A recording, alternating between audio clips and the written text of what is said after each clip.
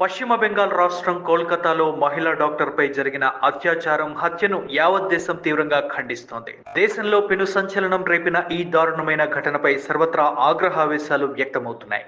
ఈ ఘటనకు గల కారకులను కఠినంగా శిక్షించాలంటూ గత కొద్ది రోజులుగా దేశవ్యాప్తంగా వైద్యులు నిర్వహిస్తున్న నిరసన కార్యక్రమాలకు అన్ని వర్గాల ప్రజలు తమ సంపూర్ణ మద్దతు ప్రకటిస్తున్నారు. ఈ నేపథ్యంలో విశాఖలో bar council, women advocates welfare association సంయుక్తంగా కోర్టు ప్రాంగణం నుంచి కలెక్టరేట్ వరకు భారీ నిరసన ర్యాలీ నిర్వహించారు. ఏదైతే రేషన్ అన్నా అక్కడ మనము చర్యలు తీసుకుంటేనే ఇవన్నీ కూడా తగ్గుతాయి. ఈ మహిళల మీద జరుగుతున్న అన్ని అత్యాచారాలు కూడాను స్టాప్ చేయవలసిన బాధ్యత ఈ రోజు మన అందరి మీద ఉంది. కాబట్టి విశాఖపట్నంలో మేము స్థాపించిన ఉమెన్ అడ్వకేట్స్ వెల్ఫేర్ అసోసియేషన్ ప్రతినిధిగా నేను దీన్ని తీవ్రంగా ఖండిస్తున్నాను. అనురాధ బాబు, నేను మాజీ general secretary Visakhapatnam bar association కి.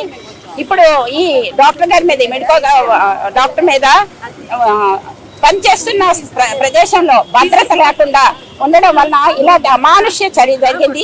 ఇలాంటి అమానుష్య చర్యలు మన దేశంలో రోజుకి 100 వరకు చూస్తున్నాయి. కొన్ని వెలుగు చూస్తున్నాయి, కొన్ని వెలుగు చూడలేదు.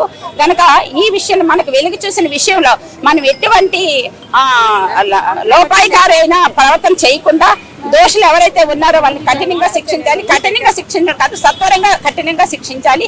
సత్వర న్యాయం అమ్మాయికి జరగాలి.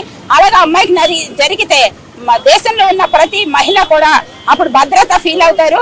ఇంతకు ముందు దిశాలు ఇవన్నీ వచ్చాయి, కానీ ఎంతవరకు న్యాయం జరిగింది అనేది మనకి తెలియట్లేదు.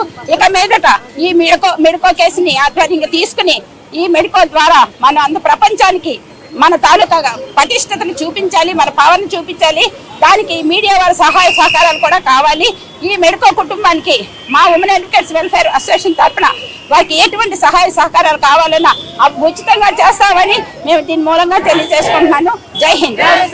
ఈ రోజు కలకత్తాలోనే జరిగిన ఈ మహిళలను అతి దారుణంగా అత్యాచారం చేసి చంపడం అన్నది చాలా దీనిగా ఉంది.